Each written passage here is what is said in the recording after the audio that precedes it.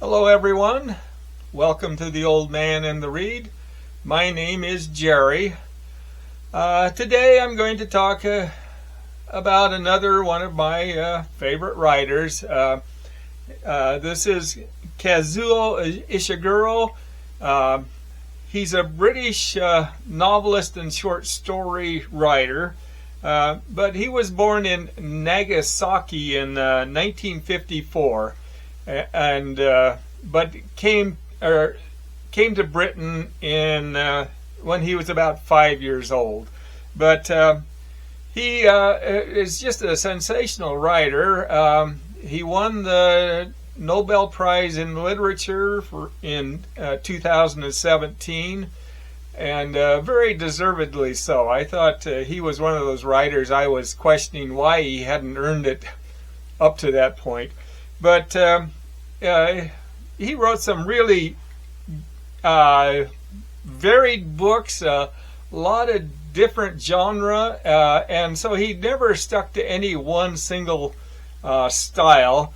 His first two books, however, were based in Japan, and because he had moved from Japan when he was so young, I guess a lot of this was just written from his imagination. But anyway, I'll show you the books that I've read and say a little bit about each of them. The earliest book I have that he published in 1982 is A Pale View of Hills, and this is a story based in Japan, and it follows a young woman named Etsuko.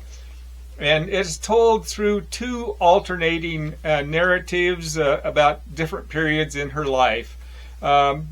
It begins when she was an older woman living in England, and she has a grown daughter who is visiting her. She also had an older daughter who had been born in Japan, but that daughter had recently just committed suicide. The other narration in the book that alternates with the first one is when she was younger, living in Japan, and pregnant with her first child. But she's telling her daughter about a friend that she knew in Japan, and that friend seemed a little strange. It was kind of a strange story, but the friend had a daughter. But as the book progressed, it appeared that she was actually talking about herself.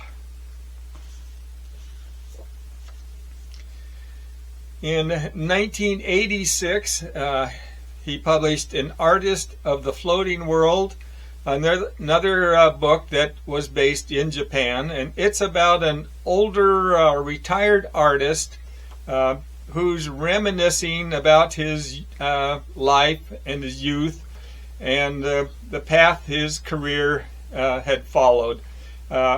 From his remembrances, we learned that he was involved in right-wing nationalism in Japan, and he had been an artist that created several illustrations that helped to lead Japan into World War II.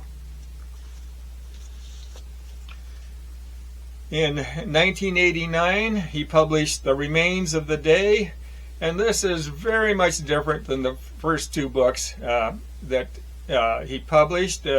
This is the story of a very proper butler who is reminiscing about his years of service in the Darlington Hall.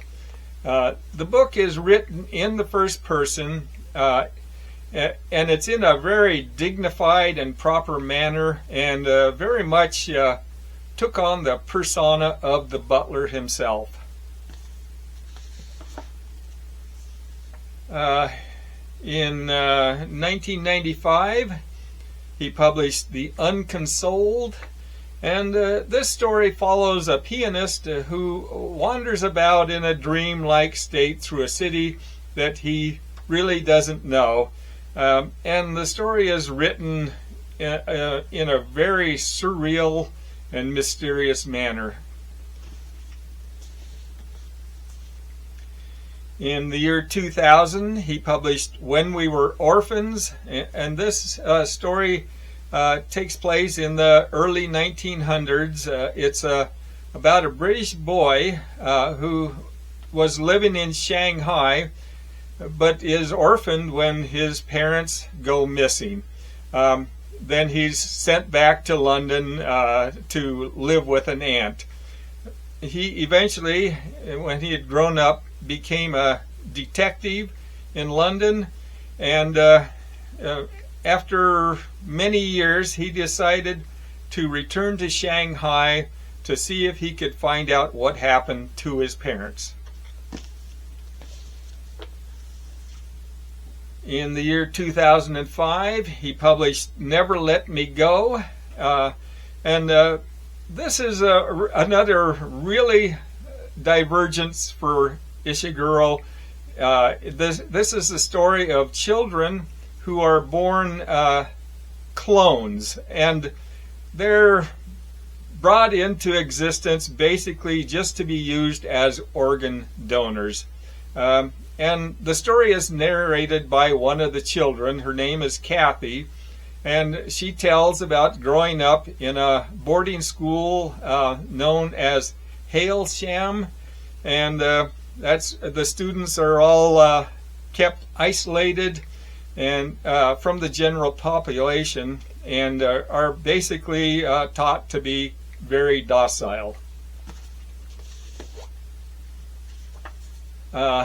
In 2009, he published Nocturnes. This is a short stories that are all related to music somehow.